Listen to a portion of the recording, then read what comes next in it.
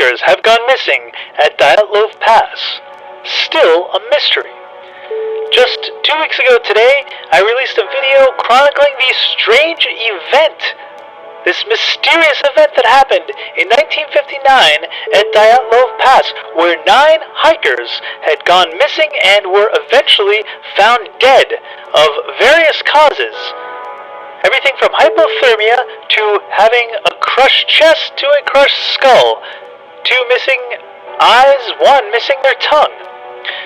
Well, it turns out that we have another group of 8 hikers who have gone missing in the same area, which is also known as Dead Mountain by the local people.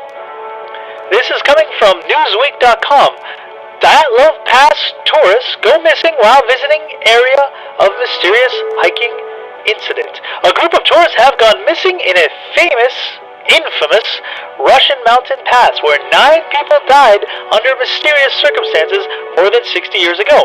8 tourists from Moscow who ventured into Dyatlov Pass in the Ural region had not returned by Wednesday morning as expected, a local resident told RU. The source said, quote, "They were supposed to leave at 8 o'clock this morning, but they have not returned yet, and there is no contact with them," end quote. The tourists came to visit the pass to pay tribute to the 9 people who died there in February of 1959, the source reportedly added. Life's irony. 8 hikers go to pay tribute to the 9 hikers who went missing and eventually were turned up dead, have themselves gone missing. In February, when the original event occurred, the Ministry of Emergency Situations in the Severodolsk region, I probably butchered that and I apologize, told the outlet Islavestia that there are 3 registered groups at the pass, that they were in contact with all of them. If the group is not registered, then there have been no reports of missing people either, the department said. So this group allegedly also forgot, or it was an oversight, to contact the emergency situations group that they were traveling on this pass. This is one of the most treacherous and dangerous hiking areas in the entire world, which is why they have this emergency group set up, that you would check in with them before you venture out into an area called Dead Mountain. On January 23rd, 1959, 10 members of the Urals Polytechnic Institute were also experienced mountaineers, went on the 200-mile hiking trip. One of the students turned back due to joint pain, but the other 9, 7 men and 2 women, ventured further into the wilderness, led by the 23-year-old engineering student Igor Dyatlov, which is where it gets the name Dyatlov Pass. Investigators reportedly found camera film and personal diaries on the scene when they arrived a few weeks later. These showed the group had set up camp on February 1st on the slopes of the mountain, meaning Dead Mountain. In the local Mansi language, the Mansi people were the local tribe of the area who live in the mountain region. The search team also found that the tent barely standing in the snow seemed to be cut open from the inside. They had cut their way out for some strange reason. The first body was found near the cedar tree, down in the woods beneath where their camp was situated up towards the higher part of the mountain. And the rest of the bodies were all discovered within the months to follow as the snow melted. But all 9 were found scattered in the area, some of them in a bizarre state of undress. Some had their skulls and chests smashed open, while 2 had missing eyes, and 1 had a missing tongue. Some were ruled to have died from their injuries, while others died of hypothermia. The Soviets reportedly kept the criminal investigation hushed up, with the cause of death being ruled as an unknown, quote, unknown natural force, end quote. That was the official reason given for these strange, mysterious deaths. Many have since explored different theories and conspiracy theories involving aliens, katabatic winds, a romantic dispute, yeti attacks, slaughter by the local tribesmen, infrared sound-induced panic, and Soviet military experiments. And I chronicle most of these in my video that I did 2 weeks ago, so I urge you to go take a look at that. You can see some of these theories and what they say about them, and some inconsistencies to some of these theories and how they don't match up with some of the evidence they've found. The avalanche theory is probably the most popular right now, although there are still inconsistencies. In 2019, Russian authorities released the results of their inquiry after re-examining the case for 4 years, concluding that an avalanche caused the 9 deaths. Many of you argued that the avalanche theory was initially proposed does not quite add up. This was also the original theory in 1959. Again, theory that it didn't quite add up to what they found. For instance, this is because of reasons like the search team reporting no obvious signs of an avalanche or any debris. The avalanche slope angle above the tent was also apparently not steep enough. The snow would unlikely have slid hours after they cut their way out of the tent down the slope. And there were injuries that were atypical of avalanche victims, who usually die of asphyxiation. But last month, Swiss researchers presented data that shows how a small, delayed avalanche could address these discrepancies and explain the cause of the hikers' injuries and death. Now, they use this basically from the movie Frozen. Someone watched the movie and had an idea and used the same CGI technology to recreate this event to see if they could explain how this slab avalanche could have caused these deaths. In an article published in the journal Communications, Earth and Environment, Johan Guam and Alexander Puzrin came up with the theory of the deaths that were caused by a, quote, slab avalanche, caused by progressive wind-blown snow accumulation on the top of the hiker's tent. The pair suggested that a small snow slide was possible and could have crushed the group. The hikers who weren't severely injured could have cut their way out of the tent and tried to save the wounded by dragging them outside. Then, after trying to head towards the tree line for shelter, they would have then died from hypothermia, while the others died from their injuries. The pair also suggest that scavengers may have been the cause of the 2 people that were found without their eyes, and possibly the one person that was found without her tongue. However, they can't be certain of any of this. It's just a theory. Now, this has been well promoted, and there's a quote by Guam saying that he fears that this theory or explanation is too straightforward to be publicly accepted. He said because, quote, people don't want it to be an avalanche, it's too normal. But that's not exactly true. The evidence doesn't exactly line up with this theory either, and here's why.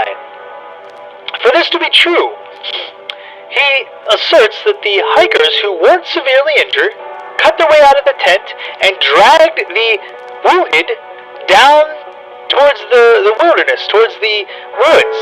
At some point they decided to leave them there while a couple of them ventured further down to start a fire underneath the cedar tree, where 2 of them eventually died.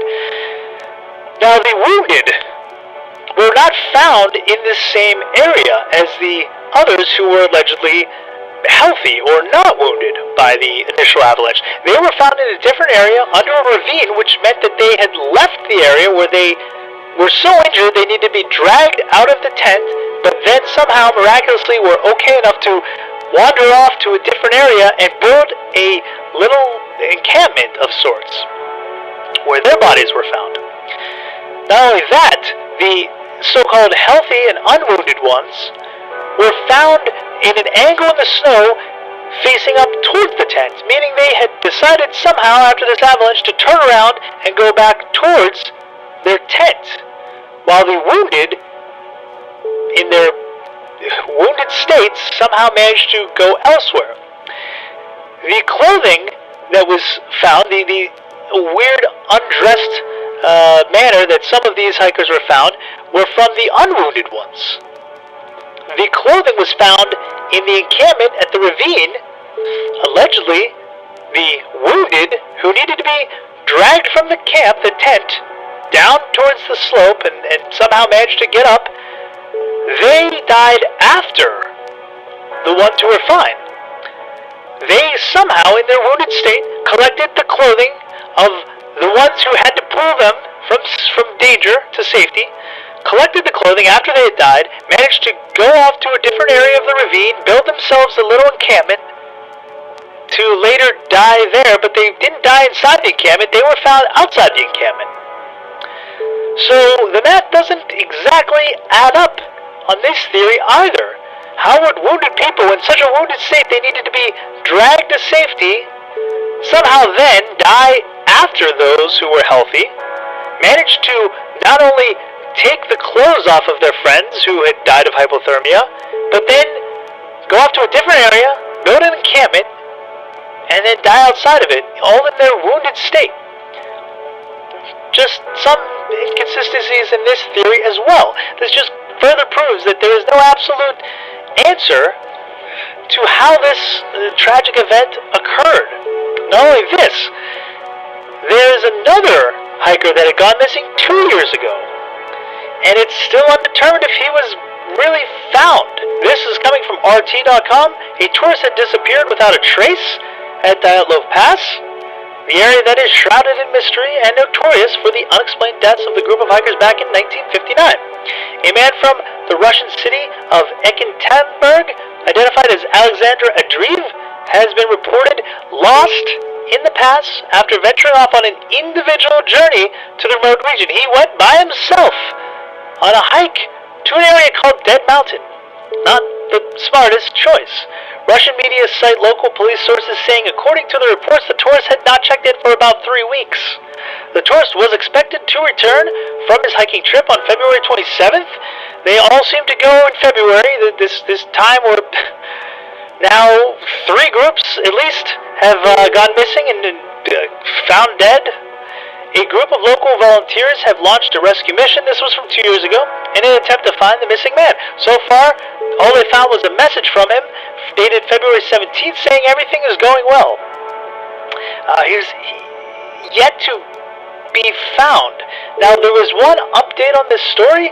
It was coming from a website called handofmoscow.com. The translation is a little rough, so it's sort of hard to make out exactly what is being said here, but it basically boils down to a Mansi hunter. The Mansi people in the local tribe that live in the mountain areas found Alexander alive, but with broken legs.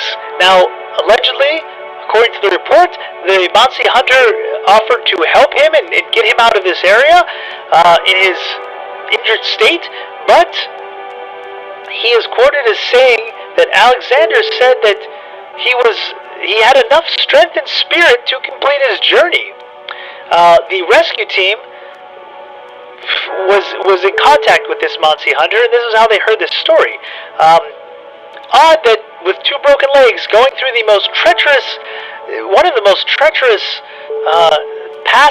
hikes you could possibly have in the world, he somehow wanted to continue on by himself with 2 broken legs. It's very odd that would be true. The human spirit is amazing, and if willing, you can accomplish unbelievable tasks.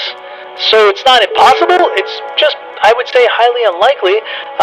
However, that's the story, and it's unclear if he was ever heard from again. It seems that there was no other communication, or no one else saw him after this encounter with the Mansi hunter. So this further goes to prove that this mountain is shrouded in mystery, and it's definitely living up to the name Dead Mountain. And now we have 8 more hikers who have gone missing in the same area, around the same time of year, the same month, as these other cases. If there are any other updates on this story, if miraculously these hikers are found to be alive and well, I will update you on the findings as this story progresses. But it's just further evidence that this place is not somewhere that you want to travel alone. Tune in Sunday nights at 6 o'clock Pacific Standard Time for our live show of Enter the Unfamiliar. We talk about the UFO phenomenon, paranormal, biblical prophecies, strange mysteries, and hidden histories. We thank you for watching.